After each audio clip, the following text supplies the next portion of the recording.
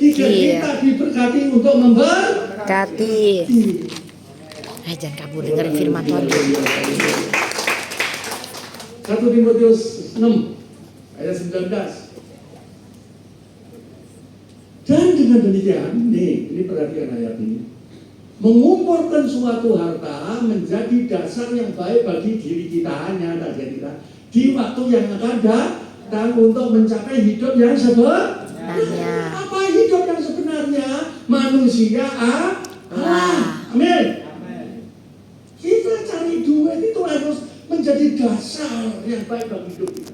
Bukan kita mencari duit itu, mengumpulkan kekayaan itu, akhirnya kekayaan menghancurkan hidupmu.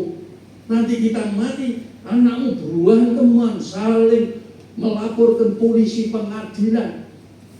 Kalau kita bisa lihat di alam sana, lihat anak begitu nangis, saudara, sedih.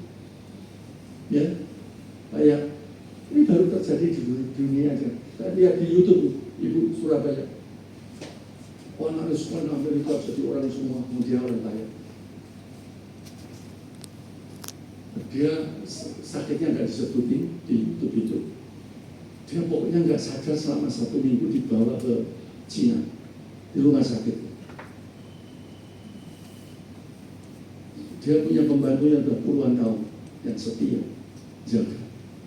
Ketika dia sadar, dia tanya pembantunya, "Bi, waktu aku nggak sadar anakku yang jaga siapa itu?"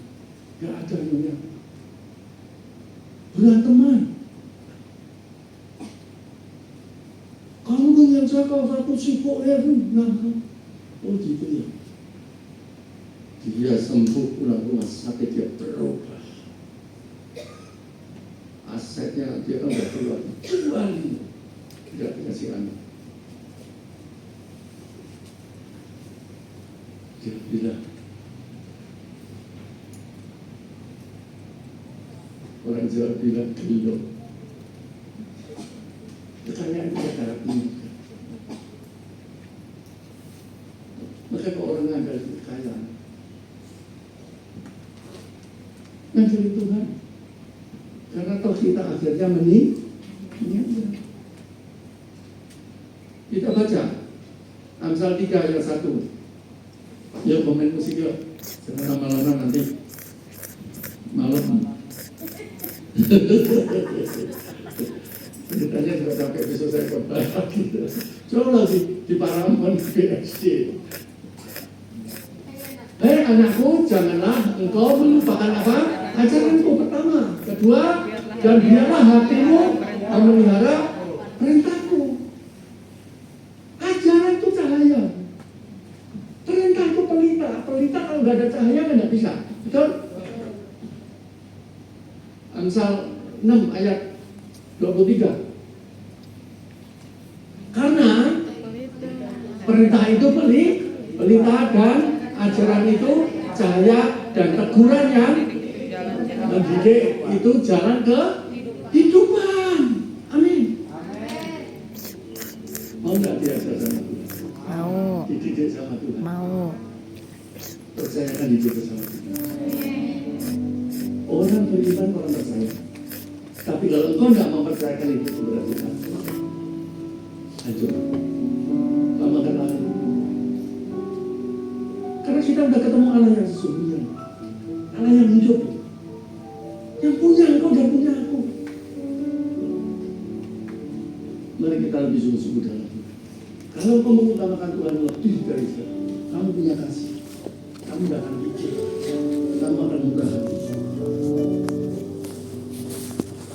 Lukas 6 ayat 36. Saya kalau nggak pakai kacamata burung ya. Yang umur 74 tahun.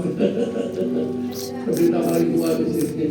Di sana kamu murah hati sama seperti bapakmu adalah murah hati. Kita masih dibentuk gambar yang kita bangun manusia rohani. Amin. Kalau bangun makan nggak akan kamu nyakiti istrimu, istri nyakiti suamimu. Sehingga terjadi gampang ngampuni, mengasihi. Amin. Engkau nggak akan menyia-nyiakan anakmu. Anak itu kasihan.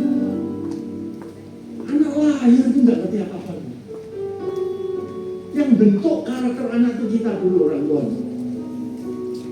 Kalau anak disuguhi dua teman bapak emaknya, terus anak jadi korban kebodi, bukan di bawah sadar dia nikah, nanti dia akan memperlakukan pasangannya dan anaknya sama. Percaya nggak? Saya ngomong gini ini bukan orang lain ya.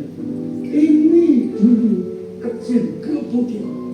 Saya nikah tanpa sadar, saya nggak beranteman sama istri saya. Kayak mama saya itu kuat.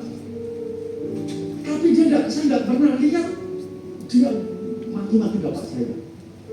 Tapi anaknya korban kebukin saudara. Saya sama, saya nggak pernah beranteman sama istri saya. Ya, kemarin saya sudah lama puluhan tahun tak ketemu anak saya datang.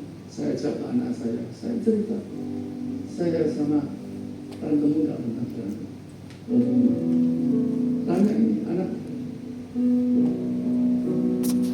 Tapi korbannya anak saya.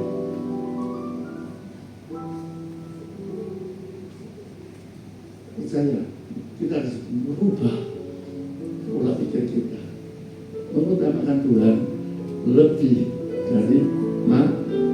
Tepuk tangan di sekitar. Mari kita berdiri.